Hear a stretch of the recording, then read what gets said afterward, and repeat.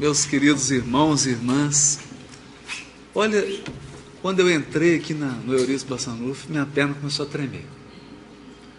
Eu não sei se essa casa subiu ou se foi o mundo espiritual que desceu, né? Mas a sensação é que estamos tendo ou tivemos a visita do próprio Eurípides, porque eu me recordo de uma passagem do Paulo Estevão, que é sobre a igreja de Antioquia. E nessa igreja tinha um afeto, tinha um amor, uma simplicidade tão grande entre as pessoas que trabalhavam nessa casa. Nada de extraordinário, não, pessoas comuns, trabalhadores, mas que o amor, o respeito, a fraternidade fluíam tão grande que começou a correr o fenômeno das vozes diretas. E o Emmanuel chega a dizer que essa foi uma das únicas igrejas antigas do cristianismo primitivo em que esse fenômeno se manifestou de forma tão intensa. Mas depois, quando o grupo começou a entrar em conflito, quando começou as desavenças, o fenômeno sumiu. O Emmanuel, ao comentar isso no Pão Nosso, sobre esse fenômeno do Pentecostes, ele disse algo que me deixou assim intrigado, que o desejo da espiritualidade é repetir esse processo, é repetir isso. O desejo da espiritualidade superior, isso está no capítulo 10 do livro Missionários da Luz. Não sou eu que estou dizendo. Alexandre, com André Luiz, visita uma reunião de materialização. E Alexandre diz para André Luiz assim: nosso desejo é que os fenômenos de materialização, de contato do mundo espiritual com os encarnados, fosse intenso e cotidiano. Mas os encarnados estão com o coração tão distante que para efetuar esse trabalho de materialização é preciso mobilizar uma equipe tão grande do mundo espiritual que dificulta muito a nossa atuação. Nós preferimos fazer em pontos isolados. De modo que esse carinho, esse clima familiar, esse coração aberto, essa vontade de chegarmos aqui como irmãos, compartilharmos, conversarmos sobre o Evangelho, alimentarmos desse pão espiritual, que é o Evangelho à luz da doutrina espírita. A doutrina que resgatou o Evangelho de Jesus dos equívocos e dos erros humanos. É a voz pura de Jesus de novo na terra. É isso que a doutrina proporciona. Esse foi o legado desse gigante que foi Allan Kardec. Restaurar o cristianismo. E para contar um pouco dessa história, que é uma história milenar, Jesus contou uma parábola. É a parábola que está em Lucas 13, versículo 20. O reino dos céus é semelhante ao fermento que uma mulher tomou e escondeu em 3 satas de farinha, até estar toda fermentada a massa. Sintético. Jesus está falando aqui das 3 revelações: Moisés, Jesus, doutrina espírita, na pessoa do seu codificador Allan Kardec. Mas como o mestre é o mestre, ele consegue sintetizar um mundo de coisas numa frase, numa parábola. E nós hoje aqui, de corações entrelaçados, na verdade vamos conversar sobre uma frase de Jesus. Por que uma mulher? Por que uma massa de pão? Por quê? Por que o fermento? Massa de pão porque nós temos necessidades materiais. Claro, nós vivemos como encarnados, sujeitos a inúmeras necessidades. Quando Kardec pergunta ao Espírito de verdade: você se importa com as minhas agruras, com as minhas necessidades materiais? Vocês se importam com isso? E o Espírito de verdade responde, material resgatado por Canuto Abreu: se não nos importássemos com essa questão, seria sinal de que não o amamos. Olha, seria sinal de que não o amamos. Temos necessidades materiais, sim, mas acima de todas elas, a necessidade do pão espiritual. Pão espiritual. O alimento espiritual. E nós somos todos aqui egrégios de uma jornada evolutiva milenária.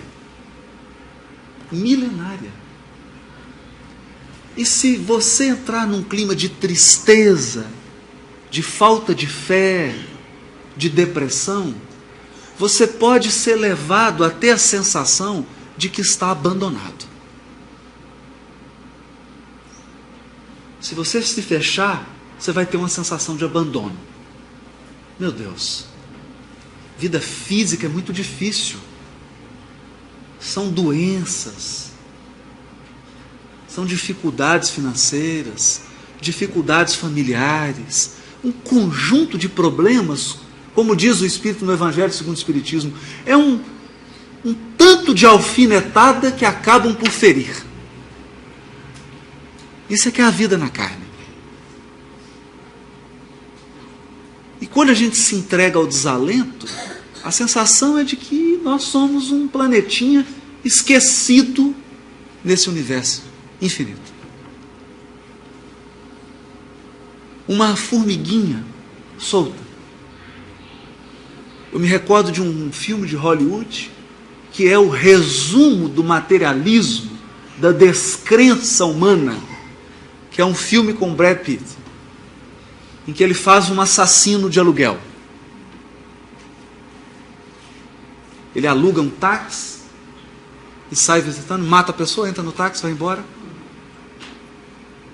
Até que um dia ele tem que matar um músico de jazz, e ele é apaixonado por jazz. E eles começam a conversar e ele diz o seguinte: olha, mês passado em Chicago, um homem tomou o metrô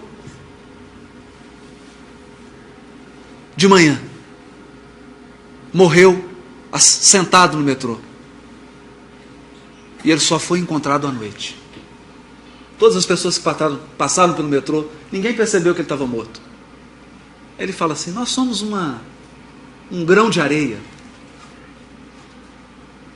nossa vida é insignificante. É a visão do materialismo.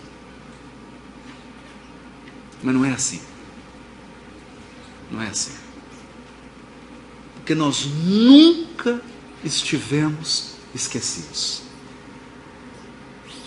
O acompanhamento e o carinho da providência divina é permanente na nossa vida. Permanente.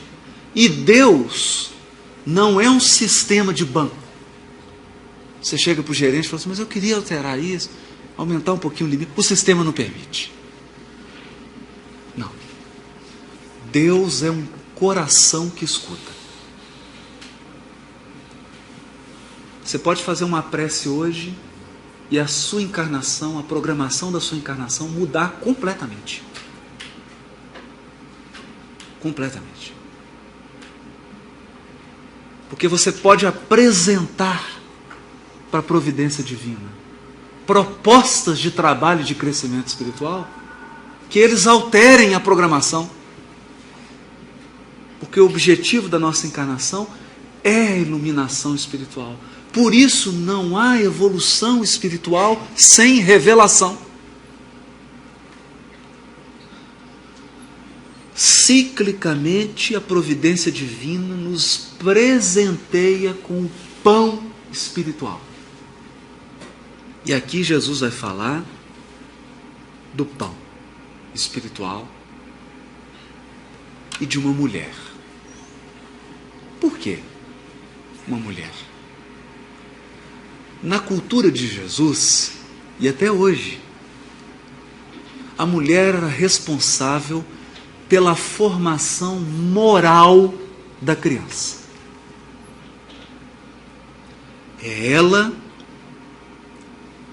que educava, que formava, que dava o alicerce da formação de cada pessoa. Eram as mães. A ponto de Provérbios dizer assim: filho meu, não desprezes a Torá da tua mãe. Torá? O que é Torá em hebraico? Ensino. Torá é ensino, ensino oral,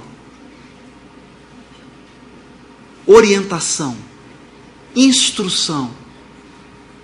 É isso que significa. Por isso que os 5 livros de Moisés são chamados de Torá. Por quê? Porque eles são a orientação verbal que Moisés deu. As instruções que ele dava para o povo. Faça isso, não faça isso. Segue por aqui, não segue por ali. Orientação. E a primeira a ensinar a Torá era a mãe. Por quê? Porque não era um ensino puramente intelectual. Era algo dado com amor, com o coração. Mas tá.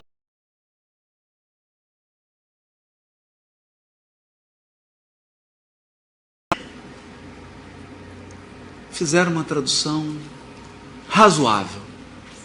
Essa palavra foi traduzida por lei. Mas lei é uma coisa fria. Lei fica parecendo um código, uma placa. Pare, siga, não estacione. Será que Torá é isso? Não. É orientação, orientação. Por isso aqui é uma mulher que prepara o pão espiritual. É como se a providência divina fosse um coração materno.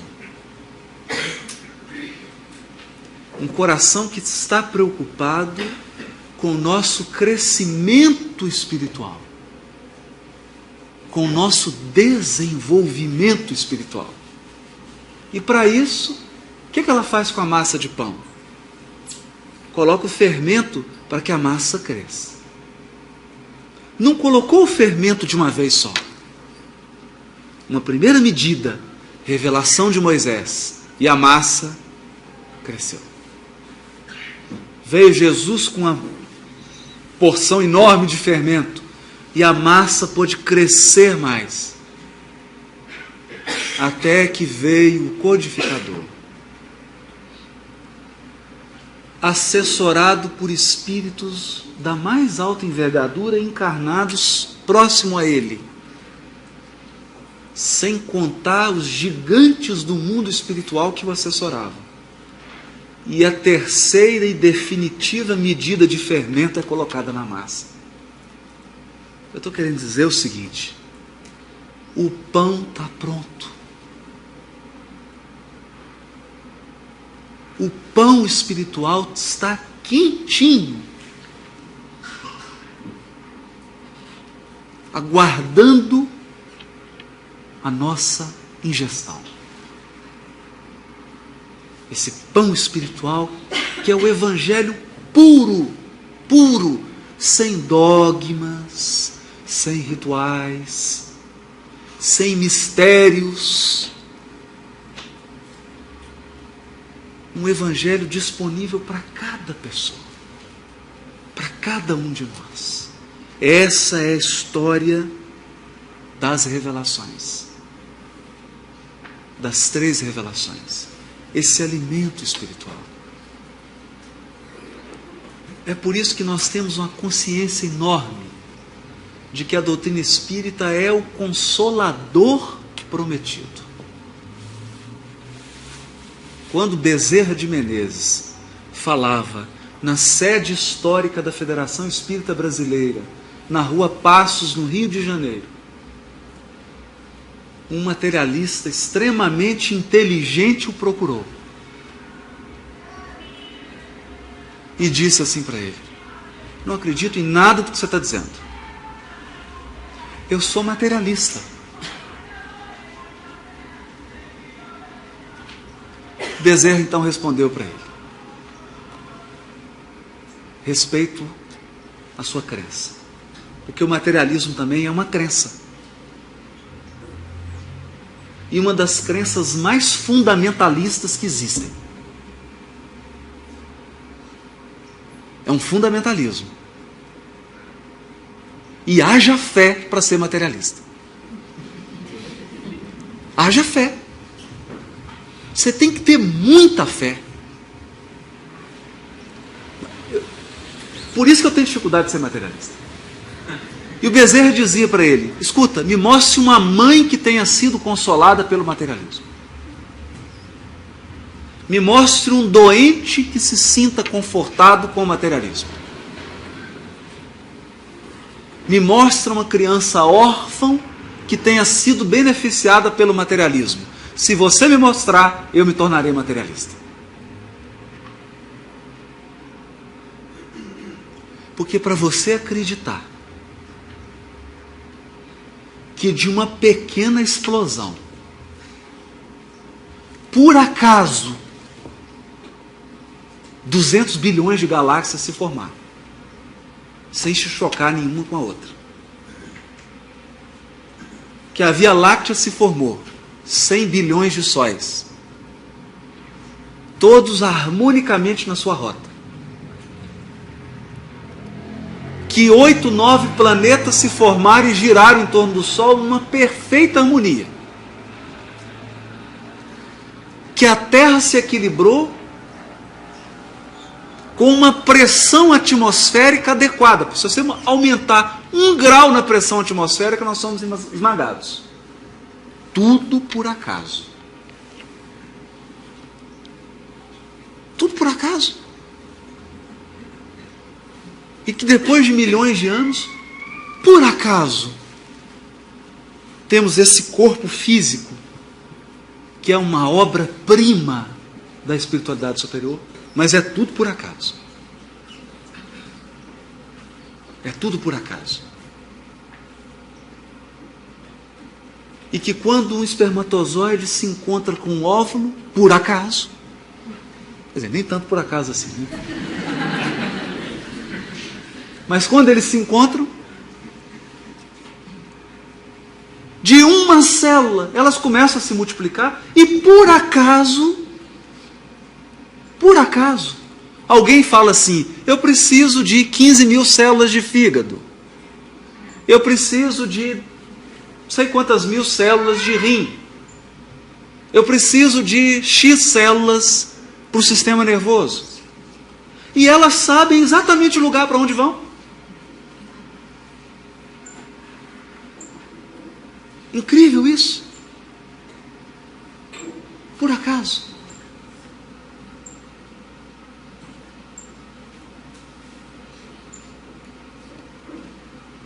É mais fácil depositar a nossa fé de que há uma direção suprema conduzindo tudo isso. Há uma mão conduzindo tudo isso. A providência divina. Isso é revelação. Isso é revelação. Por isso, algo que me intrigou muito, porque Jesus, quando toca os pés na terra, e a visita de Jesus, essa é um presente. Essa é um presente. Nós não cansamos de repetir. Depois de 8 anos de casado, eu chego para minha esposa e pergunto: como que eu era 4 anos atrás? Há 8 anos atrás. Nossa! 8 anos atrás. o Márcio há 20 anos atrás? Com cabelo, tinha cabelo. Tinha cabelo. Tinha cabelo. Há 10 mil anos atrás, você já se imaginou há 10 mil anos atrás? Olha, há 2 mil anos atrás, em Roma, muitos aqui se reuniam para almoçar no sábado à tarde. E sabe o que nós estaríamos assistindo agora depois do almoço? Uma luta de gladiadores. E a luta terminava quando um deles morria. E o nosso prazer era ver o sangue jorrar depois de um almoço. Há 2 mil anos. Na Fenícia, os cegos, os escravos, eram cegados para não fugirem. Então os donos de escravos buscavam criancinha de 5 anos de idade, fura os olhinhos dela, para ela não fugir. E nós fazíamos isso e não nos sentíamos mal.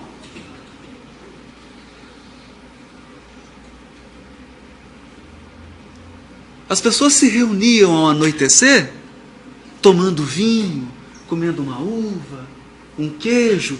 Qual espetáculo nós vamos ter hoje à noite? Ah, cristão vai ser queimado. Nós vamos tacar fogo em alguns, jogar pedra em outros, cortar alguns outros. Mulheres, crianças e idosos. Há 2 mil anos atrás. E há 10 mil anos atrás? E há 1 milhão de anos atrás?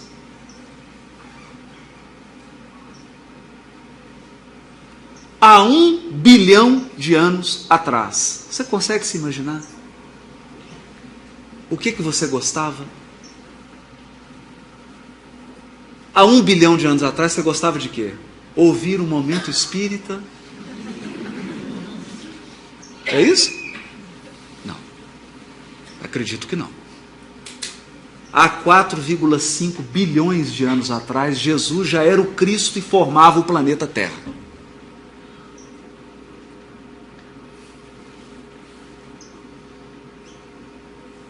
Há 4,5 bilhões de anos atrás, ele já era, como esclarece São Luís na Revista Espírita de 1868, mês de dezembro. O que é o Messias? O mais alto grau da escala dos espíritos puros. O Messias, o Cristo, é o mais alto grau do espírito puro, atingindo esse nível de São Luís. Não está sujeito mais a errar, nem quando na carne. Ele já atingira esse nível há 5 bilhões de anos atrás. Mas há 2 mil anos. Há 2 mil anos. Bilhões de anos depois de já ser Cristo, ele vem à Palestina.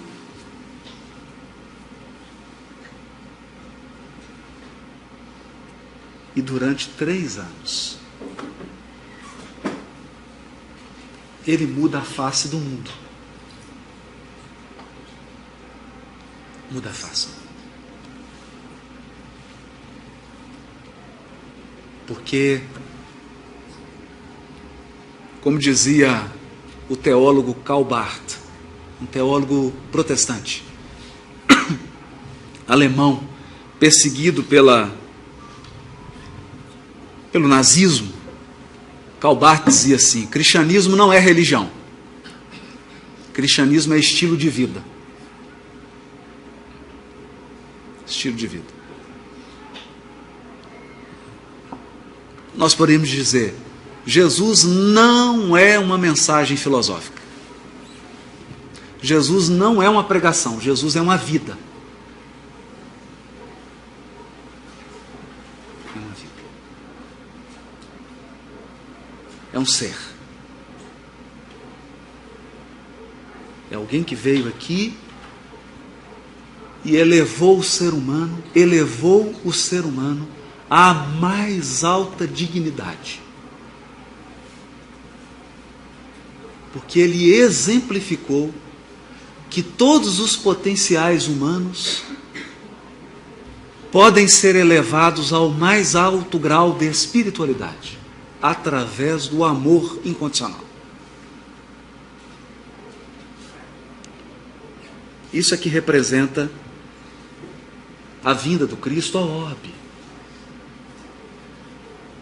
Isso que representa o trabalho pedagógico que ele faz conosco, veremos amanhã no seminário Apocalipse, que são 3.000 anos. Segunda epístola de Pedro, saiba que para o Senhor 1.000 anos são como um dia, e um dia como 1.000 anos. Quando o Chico fez 60 anos de mediunidade, o Emmanuel apareceu para ele e falou: Emmanuel, o que representam 60 anos de mediunidade? O Emmanuel olhou para ele e falou: Chico, para Jesus 6 segundos. 6 segundos, são 3.000 anos, de Moisés até hoje. 3 segundos, passou rápido. Por isso, no capítulo 1 do Evangelho segundo o Espiritismo, não vim destruir a lei. Só que lei aí é a Torá. Não vim destruir o ensinamento, a orientação que já foi dada. Nem por Moisés, nem por Jesus. É isso que Kardec estava dizendo. Não, eu não vim destruir nada. Nós viemos complementar, viemos cumprir, explicar, desenvolver.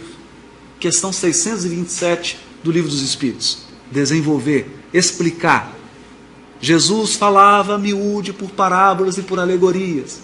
Compete aos espíritos explicar de forma clara os ensinos. E esse espírito diz assim: Deus é único, e Moisés é o espírito que ele enviou em missão para torná-lo conhecido não só dos hebreus, como também dos povos pagãos. O povo hebreu foi o instrumento de que Deus se serviu para se revelar por Moisés e pelos profetas. E as vicissitudes por que passou esse povo destinavam-se a impressionar os olhos dos homens e a fazer cair o véu que lhes ocultava a divindade. Todos os sofrimentos e agruras por que passou aquele povo é a primeira revelação. Não é só o que está escrito. É o que eles viveram. Porque revelação divina é o que você vive. É o que você experimenta. Não é só o que você lê. E aqui nós nos recordamos de Gesiel, Estevão. Quando está lá arando o campo, 25 anos de idade, arando o campo. Chega o pai dele nervoso, ele conversa com o pai.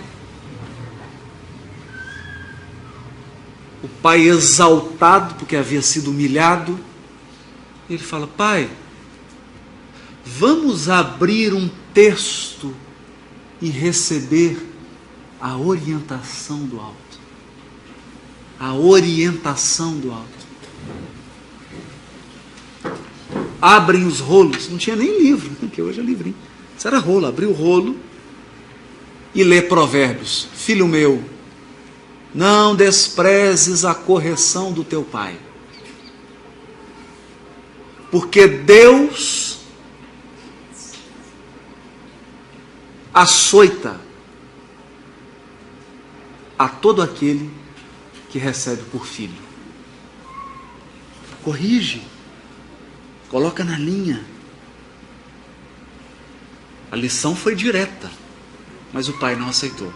Coloca fogo na plantação do patrício. O que acontece? A família toda é presa. Abigail, o pai e Estevão. O pai é assassinado na frente deles, já havia perdido a mãe. Abigail insegura. O que Estevão faz na prisão? Começa a olhar para o luar e cantar os salmos.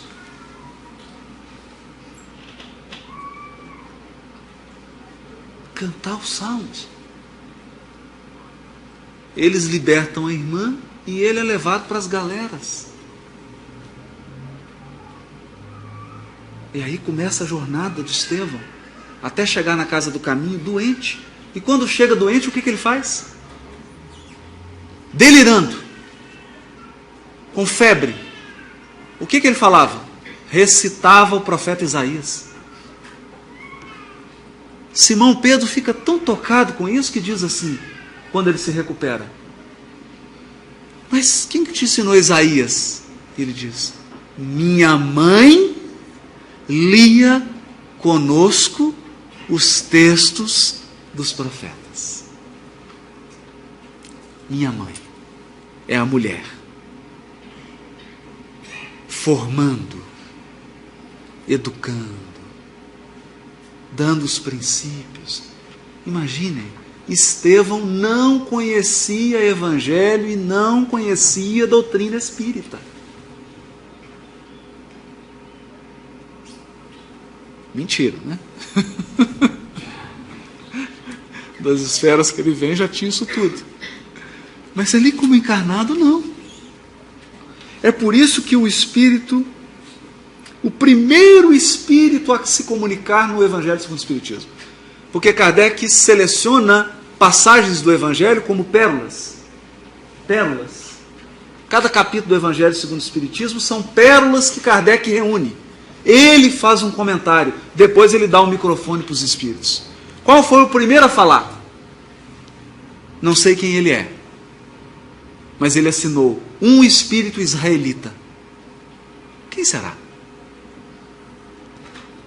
Ele diz assim: os mandamentos de Deus dados por intermédio de Moisés contêm o germe da mais ampla moral cristã. As sementes já estavam lá. A moral ensinada por Moisés era apropriada ao estado de adiantamento em que se encontravam os povos. A inteligência deles, notável do ponto de vista da matéria e mesmo das artes e das ciências, era muito atrasada em moralidade. Moralidade. E não se teria convertido sob o império de uma religião inteiramente espiritual. Por isso Moisés tinha que falar de forma concreta. Por isso ele tinha rituais concretos, objetivos. Porque embora os homens tivessem a sutileza para produzir uma estátua grega, uma construção romana, um texto de Homero na Odisseia e na Ilíada, eles não tinham maturidade espiritual para uma religião puramente espiritual. Hoje nós temos. Hoje nós temos. Hoje nós temos a doutrina espírita que é puramente espiritual. É de alma para alma, de coração para coração. Não tem fórmulas, não tem encantamentos, não tem rituais. É um coração falando para o outro. Hoje nós estamos nessa condição. O Cristo foi o iniciador da moral mais pura, da mais sublime moral. Da mais sublime moral. E ele termina assim: Moisés abriu o caminho. É até poética a fala dele. Moisés abriu o caminho, ele está se referindo ao mar que se abriu, ao Êxodo, que é o texto mais importante do povo hebreu. O Êxodo. Moisés abriu o caminho, Jesus continuou a obra. O Espiritismo a concluirá. Concluirá. A massa ficou pronta. o edifício está feito. Qual edifício? Qual edifício? Eu vou mudar um pouquinho o roteiro aqui. Só um pouquinho. Livro Evolução em 2 Mundos. O que é esse livro? É a saga do Espírito. A saga do Espírito. Somos criados simples e ignorantes. Ao sairmos das mãos do Criador e não temos a menor ideia, os espíritos que orientam a codificação falam, não pergunte sobre isso. Para quem que o Criador nos entrega? Pensa nisso. Naturalmente, ao sairmos das mãos do Criador, nós convivemos com os espíritos mais puros que há no universo. É como se o Criador nos entregasse e colocasse num berço. E nós começamos então a passar por aquelas regiões sublimes e vamos sendo potencializados. E aquilo vai ficando na memória. Na memória. Até chegarmos no mineral, como diz Leon Denis. O princípio inteligente dorme no mineral. Sonha no vegetal. Acorda no animal.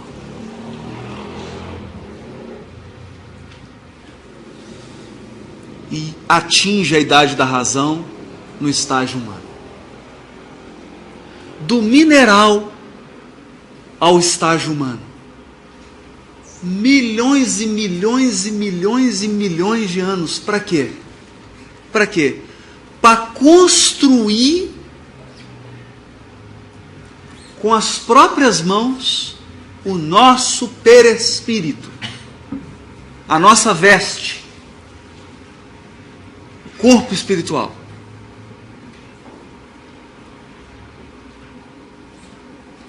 Atingida a idade da razão. Milhões e milhões de anos são gastos no aperfeiçoamento da inteligência.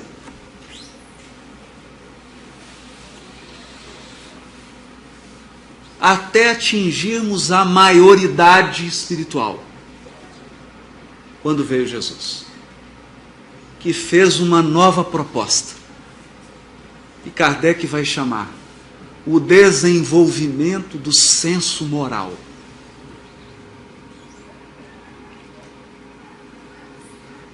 Do senso moral. A obra de aperfeiçoamento do coração, do sentimento. A grandiosa obra. Hoje nós estamos na fase da maturidade. Maturidade.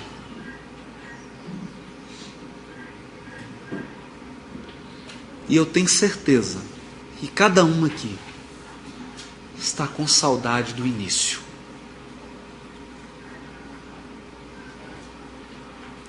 Está com saudade daqueles momentos em que as mãos divinas nos acolheram. Saudade daquelas esferas espirituais angélicas de paz, de luz, de amor.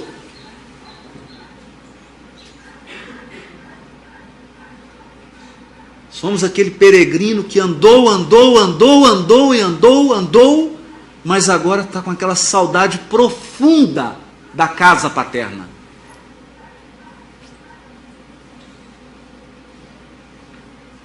Do mundo espiritual superior.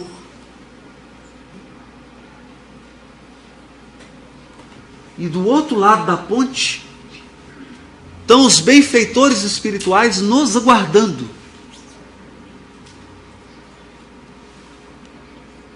guardando um trabalho interior que nós precisamos realizar, que é o trabalho de retratar a revelação divina em nós. É a proposta do Evangelho. A proposta que Jesus conta na parábola do filho pródigo. A proposta que ele conta na parábola das 10 virgens. Na parábola da festa de casamento, do festim das bodas.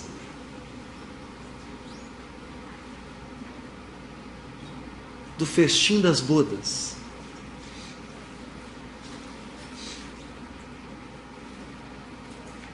É essa saudade, é esse anseio agora, com cada pessoa que a gente conversa, há uma sede de essência.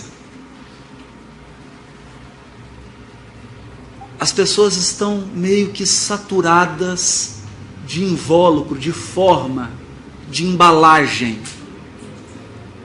Elas estão sedentas de conteúdo espiritual verdadeiro, que é o que a gente sente aqui quando se reúne para conversar do Evangelho, para ter esse contato, sente essa presença espiritual, sente esse envolvimento da espiritualidade superior, sente que a nossa vibração espiritual se altera, que o coração se abre, que respostas começam a surgir. É o que Emmanuel fala no prefácio do livro Nosso Lar. Em verdade, precisamos de espiritualismo e de espiritismo, mas muito mais de espiritualidade.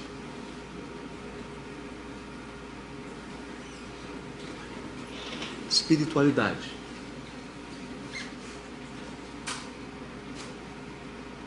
Porque a espiritualidade é experiência e é comprometimento, que é muito diferente de envolvimento.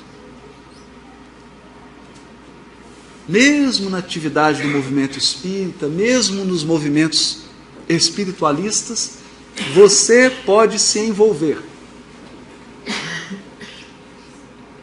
Mas espiritualidade interior é comprometimento. Qual que é a diferença? Um café da manhã, a gente brinca, ovos mexidos com bacon. A galinha está envolvida, o porco está comprometido.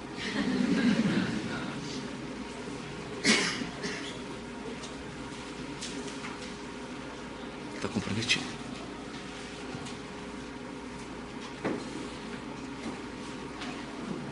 Às vezes a gente ouve companheiros dizendo assim: eu passei pelo espiritismo, aí fiquei 10 anos, aí saí.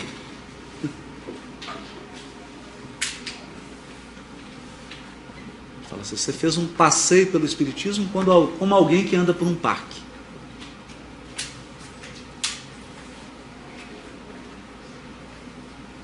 É diferente de quando a doutrina passeia por dentro de você.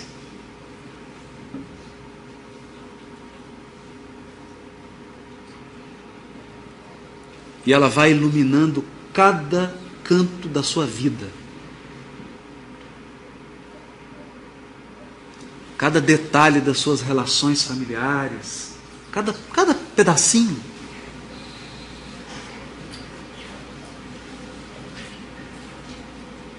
É muito diferente. Muito diferente. Porque é um processo de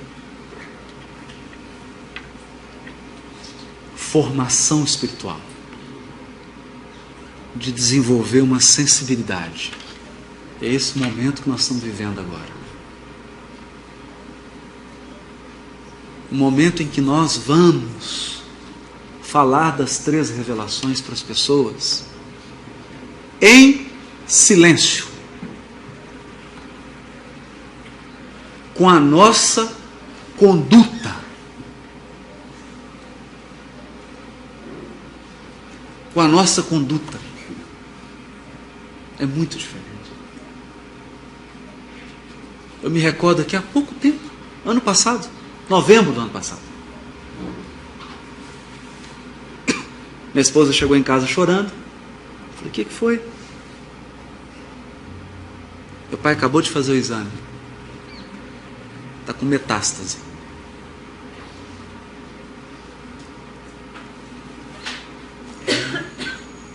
Qual que é o quadro? 6 meses, no máximo.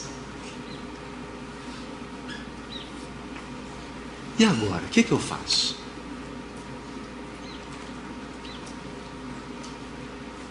E como o câncer é uma doença familiar, que envolve a família inteira, eu falei para ela, agora é a nossa chance de testemunhar a doutrina espírita.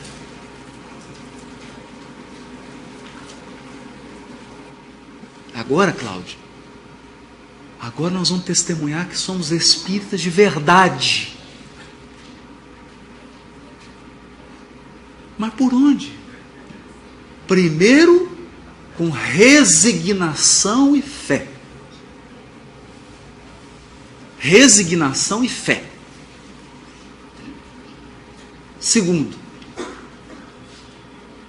levando um pouquinho de fé e de esperança e de visão da espiritualidade superior para o seu pai, que está prestes a desencarnar e que era praticamente materialista.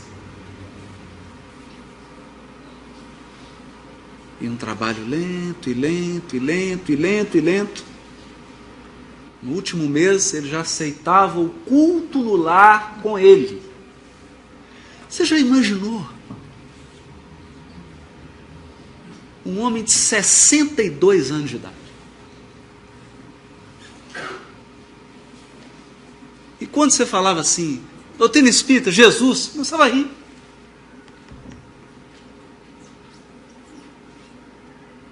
Debochava. Mas forte, personalidade forte, gênio.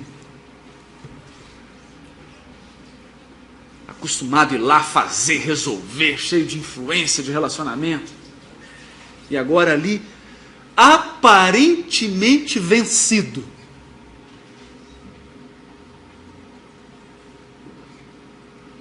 Tem cenas assim que ficam marcadas. Aquele homem perdeu 30 quilos. Sentado no sofá, lendo Jesus no Lar.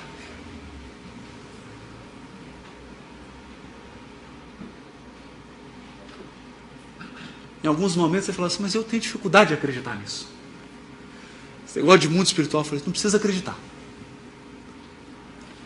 Chegando lá, lembra da gente. Toda quarta-feira tem culto no lar lá em casa. Lembra da gente. Não se desespere. Porque o ruim de chegar no mundo espiritual despreparado é o desespero. Porque todos os problemas que você acha que acabavam, continuam.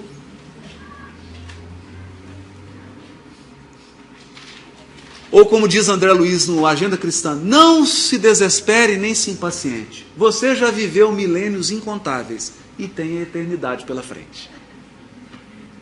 Então, com calma. Lembra da gente. Der o desespero lá, você sabe, quarta-feira, 8 horas. Lá em casa. Vai lá. Vai lá. E você vai vendo o trabalho, um trabalho de transformação profunda, profunda, profunda. De um ser se dando conta de que o mais importante, às vezes, não é o que a gente está procurando. O mais fundamental, às vezes, esteve ao seu lado.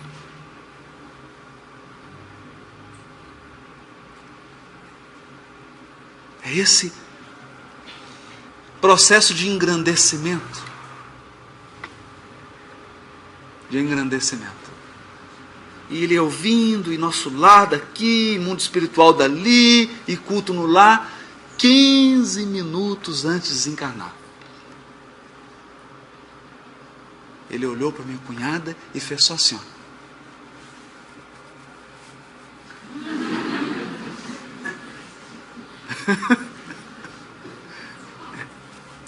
Estou subindo.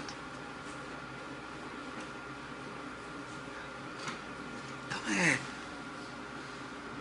é algo às vezes difícil de alguém compreender, porque nós estamos acostumados a falar de doutrina espírita, de evangelho, e quando você fala de Jesus, a pessoa imagina uma cruz, alguém crucificado, uma imagem, um ritual. Nós não estamos acostumados a falar de um Jesus aqui, tomando um café, comendo um pão de queijo, um queijo Minas, assim com a gente, reunido, na mesa, em volta de uma mesa no podcast, né? Conversando com a gente, ouvindo as nossas angústias, fortalecendo, fazendo prece conosco,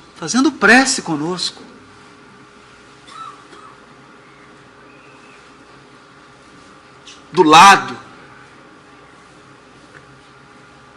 Essa é uma visão, esse é o evangelho da doutrina espírita. Esse é um Jesus diferente do Jesus do Mel Gibson. O Jesus da doutrina é outro. É um Jesus que está caminhando por aí, está conversando, está orientando, está agindo através dos seus prepostos, está preocupado.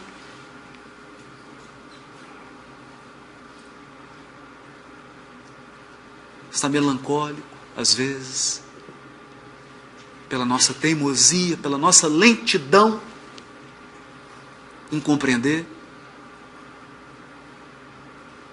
Porque eu me recordo do livro Há 2000 anos, quando Lívia, depois de ser martirizada, uma das primeiras mártires, e ela é levada àquelas esferas que a gente não consegue nem imaginar o que seja. E lá ela ouve Jesus falando. Ela fala, meu Deus, mas se eu soubesse que o prêmio era esse, já teria feito esse sacrifício há muito tempo. Já teria liquidado essa fatura há muito tempo. O prêmio é esse? É esse. É esse. É por essa razão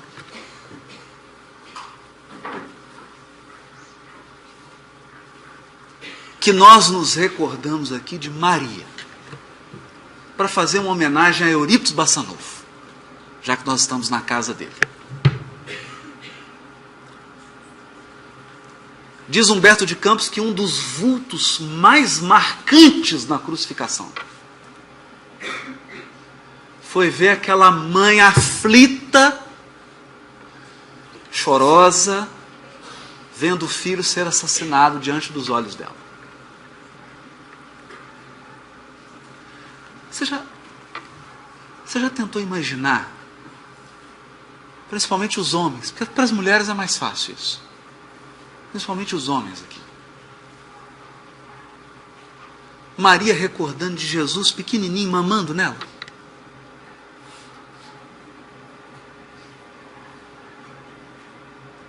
Ele criancinha andando pela casa? Ele um pouco maior? Capítulo 2 do livro Boa Nova. Às vezes ela procurava, cadê Jesus? Cadê? Ia encontrar ele na beira da estrada, chegava lá, meu Deus do céu, ele estava conversando com um bandido, criminoso da região. Chegava perto dele, ele estava orientando, ele criança. Capítulo 2 do livro Boa Nova. Conversando com um criminoso. Aquele marmanjão e a criança. E ele, não faça isso, meu filho. Para de roubar. Ou às vezes ele com as pessoas tristes, consolando, criança. É de encher o coração de qualquer mãe. Fora os sinais. Quando ela leva o bebezinho para Simeão, no templo, o médium, o grande médium do templo de Jerusalém. Simeão, aquele ancião, começa a chorar e fala: meu Deus, que presente. Todos os profetas sonharam com essa hora e eu vou pegar nos braços o Salvador do mundo. Quase 90 anos de idade, só me deu a oportunidade, antes de partir, tê-lo nos meus braços. Essa criança que veio para a preocupação de muitos em Israel. Uma mãe que fica vendo isso. Depois, diz Humberto de Campos, quando ela procura o templo de Jerusalém, porque para as mães, os filhos são sempre os melhores. Né? E ela procura então arrumar um lugarzinho para ele, um cargo público, né? Um espaçozinho para garantir o filho. Como a Salomé chegou para Jesus e falou: eu já vi que meus 2 filhos estão te seguindo, queria te fazer um pequeno pedido. Né? A mãe é sempre generosa. Um pequeno pedido. Se eu colocar no teu reino, uma à tua direita e outra à esquerda. Ocupou todos os espaços. Né? Um primeiro vice e o outro segundo vice, só isso mesmo. Né? Maria também tratou ali de cuidar do futuro de Jesus. Um cargo no templo, com um menino inteligente. 13 anos de idade, conversando com os doutores da lei, os doutores da lei de boca aberta. Ele que nunca frequentara a escola. Esse menino tem futuro. Dá instrução para ele, vai ser grande, vai resolver. Né? O pai é carpinteiro, simples. E agora esse menino vai brilhar. Ele é puro. Quando ela chega em casa, Jesus, o adolescente está na porta. Um adolescente que vocês nunca viram, igual. E ele fala assim: mulher, que é a forma mais respeitosa de se tratar o elemento feminino. Mulher, acaso não tenho testemunhado a minha comunhão com Deus? A perninha da mãe até treme, né? Que parábola é essa? Acaso não tenho testemunhado a minha comunhão com Deus? Ela percebe. Meu filho, eu só fiz isso para tentar encontrar um lugar para você. O que ele faz? Pede ao pai para trabalhar na carpintaria. E todos os dias ele era visto com enxó na mão, com serrote. E diz Maria, segundo Humberto de Campos, enchia a casa de alegria.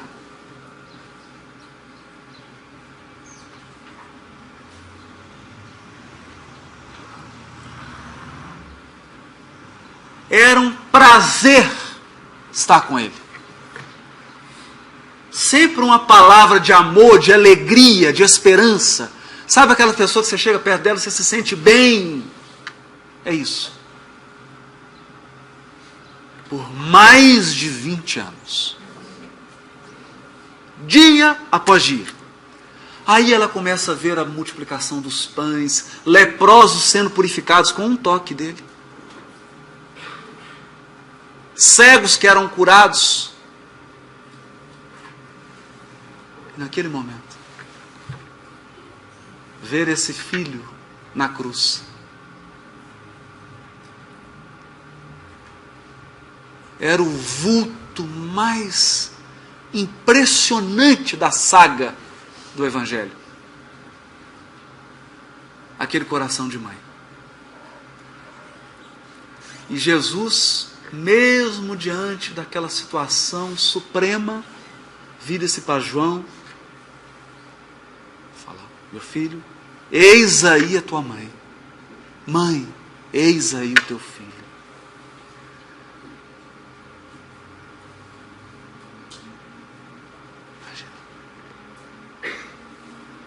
Se fosse eu que estivesse lá, eu perguntava, olha, esse prego aqui está muito apertado, dá um jeito aqui.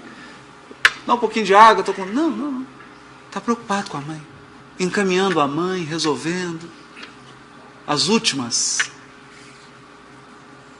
últimos encaminhamentos.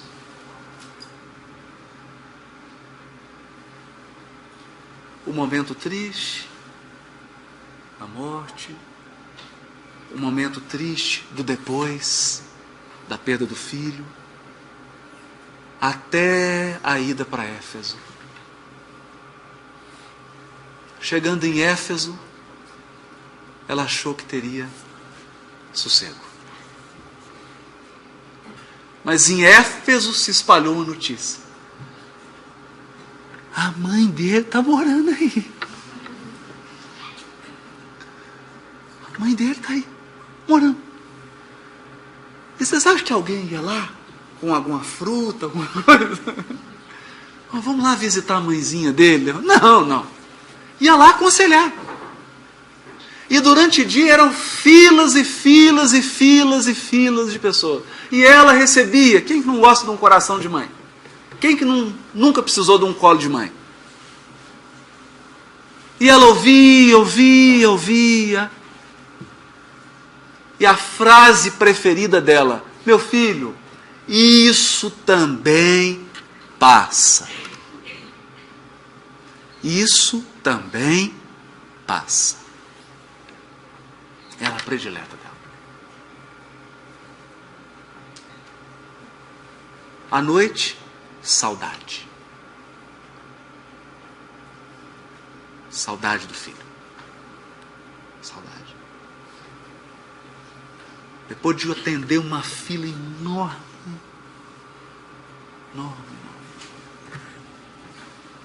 Consola daqui, consola dali, consola daqui. Já exausta. O último peregrino chega, todo, se assenta. E ela já preparada para escutar, para consolar. E ele começa a falar de esperança. Começa a falar de fé em Deus. Começa a falar da imortalidade da alma. Começa a falar da bondade celeste. E aquela voz é inconfundível. Jesus se levanta, ela percebe as marcas. E o primeiro impulso dela, ajoelhar-se. Ajoelhar-se. Mas ele segura ela e se ajoelha aos pés dela.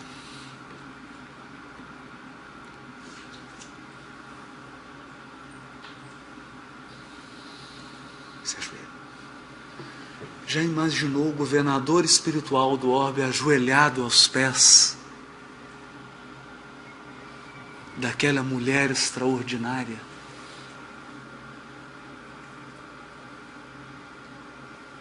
Daquela mulher que recebeu a proposta: eu vou nascer do teu ventre, mas você vai ter que acompanhar a cruz. E ela aceitou.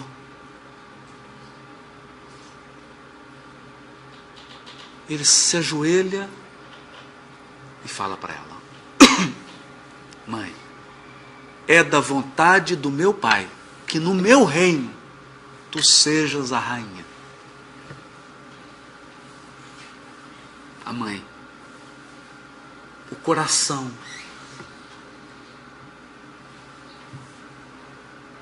nesse momento ela já tomba e à noite ela desencarna. Quando Maria desencarna,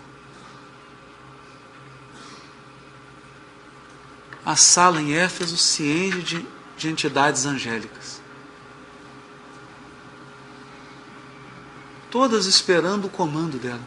Ela quer ir para onde? O que a senhora quer? Queijo de Minas? Então, quer. Café? Né? Quer o quê? Qualquer coisa, pode pedir qualquer coisa.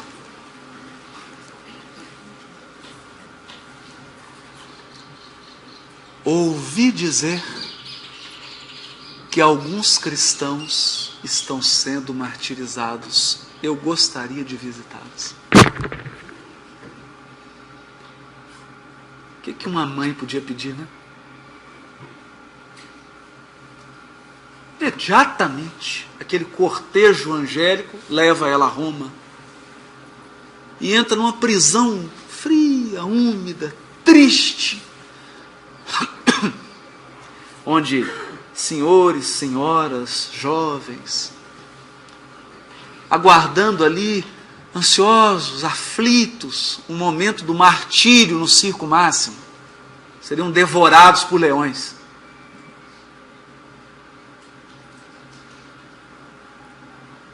Maria vê aquela cena desoladora. Desoladora. E observa que perto da grade havia uma moça magra, muito pálida. E ela chega para ela e fala assim: minha filha, não tenha tristeza. Canta, filha. Canta. Canta porque eu estou do lado de cá e você não sabe o que te aguarda. E aquela moça começa a cantar e o ambiente se enche daquela vibração. E eles entram por ciclo de cabeça erguida. Os primeiros mártires são recebidos por Maria.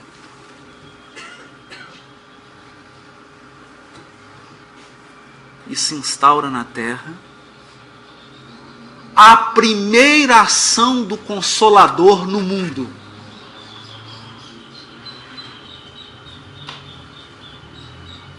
É essa a doutrina espírita de Allan Kardec. A doutrina consoladora. Que nós chegamos para qualquer coração, independente da prova ou expiação que ele esteja vivendo. Independente do sofrimento e da situação que ele está vivendo. Você chega para ele e fala: canta. Confia. Confia. Porque a doutrina espírita nos ensinou que somos espíritos imortais. Imortais. E que a consolação é voz de Deus no coração de cada um de nós. É a mensagem que eu queria deixar hoje, né, dessa doutrina consoladora no coração de cada um. Muito obrigado.